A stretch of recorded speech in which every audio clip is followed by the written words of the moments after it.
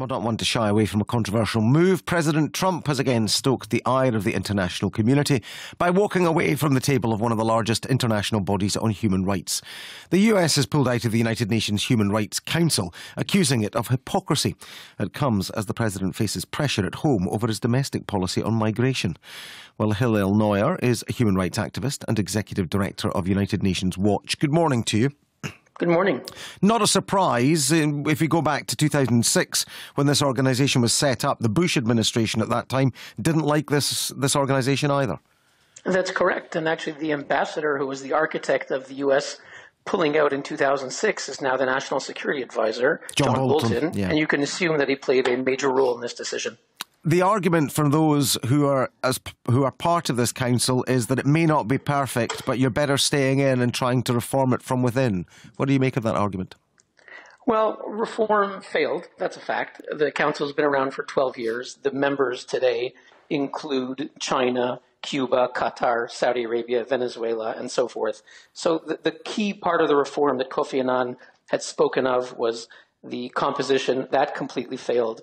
The worst abusers continue to get a free pass. There are no resolutions on Turkey, on Pakistan, on Venezuela. Most of the world's worst abusers get a free pass. I don't think the U.S. could really reform it, but I do think that having major democracies in the Council to speak truth to power is important for the world. And although we have documented the pathologies of the Council and some of the dictators and the Western apologists for dictators that they repeatedly elect, we actually think it's better to fight within. Not because they can change it, because they can at least go on record and speak truth. You mentioned some of the countries that have been members, that continue to be members, whose human rights record have been questioned. But there are very few countries in the world whose human rights record over the years has not been questioned. If we look at what's happening in the US with migration at the moment, there are many who are critical of what is happening there. The UK too has been criticised in the past on human rights, particularly with what has happened in Northern Ireland. Yes, well, we completely reject moral equivalence, and the Human Rights Council actually was founded with criteria where countries were supposed to be elected based on their criteria. Many countries, the UK, Switzerland where I live, Canada where I come from, are countries that have blots on the system. Those are very different from countries where the blot is the system. Countries like the UK or Switzerland or even the US with the problems that they're having have checks and balances, have a judiciary, have a legislature, they can confront the government. When it's the worst countries in the world, we're not talking about problematic countries, but the worst regimes in the world, Saudi Arabia, Russia, Cuba, China, to elect them repeatedly, time and again, to leading positions at the UN is wrong, and it's against what the founders of the Council had promised. But if there is disengagement on the part of the US particularly, how is reform brought about?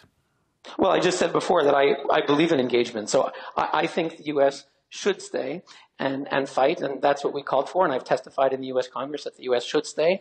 I think having a voice like Nikki Haley, most Republicans love the fact that Nikki Haley is at the UN in New York, and I don't see why they don't have a Nikki Haley in Geneva. So I think the U.S. should stay, but those who say that the U.S. should stay because the Council is good or because it's good to have the worst abusers, there's a line we hear in Geneva that you need to have a big tent and bring in these countries. Well, it's a lie. We know that Belgium voted for Saudi Arabia onto the Women's Rights Commission, and the instruction from Brussels to New York was, and make sure you tell the Saudis that we voted for them. It's about vote trading. No one really thinks that Putin, Maduro, or other dictators were made better by being inside the Human Rights Council. But the opposite is true. Those who observe Saudi Arabia say that change is happening if you look at women's rights, albeit it may not be in the same level as other countries.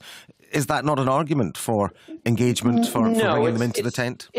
No, it's not because of the Human Rights Council, and actually the changes that Saudi Arabia made are very questionable. Yes, they say women are allowed to drive, but in the past month or two, they've just rounded up women's rights activists. But it has nothing to do with being inside the Human Rights Council or not. MBS was elected. He says that he wants to make changes. It's not because of the Human Rights Council. Russia was brought on the Human Rights Council for 10 years. China's on the Human Rights Council. Venezuela.